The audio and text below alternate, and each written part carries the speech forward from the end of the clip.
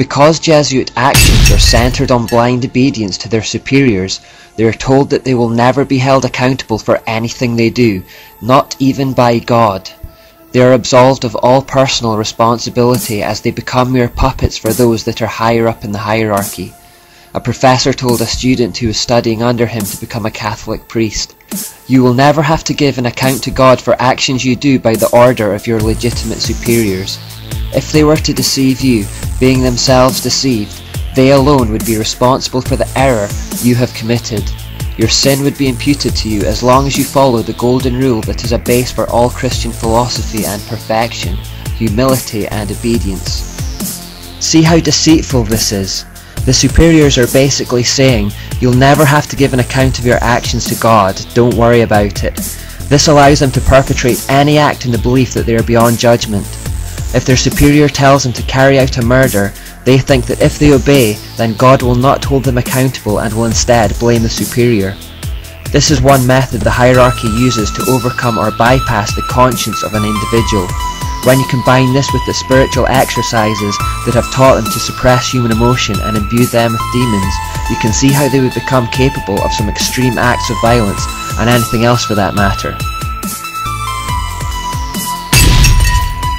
A second vital principle for Jesuits can be summed up in the phrase, "The end justifies the means."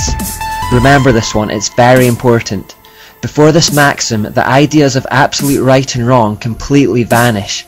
Conceivably, there is no crime or atrocity that is not allowed as long as it is for the greater glory of God. In fact, the sins that achieve the right result become holy in the eyes of the Jesuit, no matter how disgusting. You can lie, cheat, steal, rape or murder, but if the ends are the right ones in their eyes, then the means are justified. This exact concept also exists in Islam, where lying, deception, murder and other atrocities become acceptable if it furthers the cause of Allah on the earth. A third twisted principle of the Jesuits is probabilism. If a Jesuit has in mind to do something but knows it is very probably illegal, if he can find the merest hint that it may not be, he is allowed to continue with his action. For example, if he consults 100 teachers or doctors about his intended action and 99 say that it would be unlawful, but then one tells him that it may not be, he can act on that 1% probability that it is in fact lawful. In fact, if the Jesuit can imagine any reason in his own mind why his action may not be unlawful, however unlikely, this frees him to do it. It's a form of self-deception, lying to yourself to try to keep the conscience clear. Fourthly, there is the idea of directing the intention. This is the idea that if the person meditates on something holy while they perpetrate something evil, the soul contracts no guilt or stain. Therefore the Jesuit can kill someone or lie or cheat or steal, but as long as he is focusing on something holy at the time in his mind, their soul remains white as snow. Again, such is the depth of deceit within the Jesuit system that they deceive even themselves.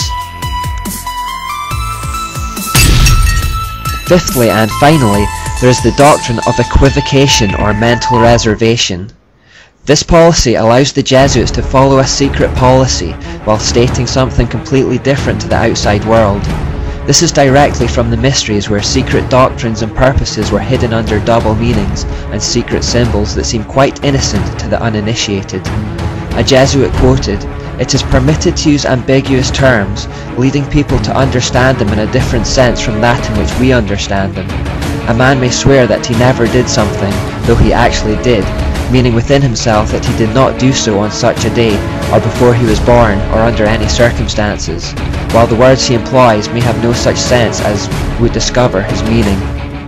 He goes on to say, "It is the intention that determines the quality of the action, and one may avoid falsehood if, after saying or denying something aloud, then add something under his breath that, if true, would make his statement the truth." So take this example. A Jesuit murders a man on a Thursday, and the police take him in for questioning and ask him if he murdered the man in question. The Jesuit replies, "I did not murder him," which is obviously a lie because he did, but then under his breath or mentally he adds the words, "on Friday." These inaudible words that he whispered to himself after the initial lie have now made the statement true. By doing this, Jesuits can permit perjury and in their own eyes remain blameless.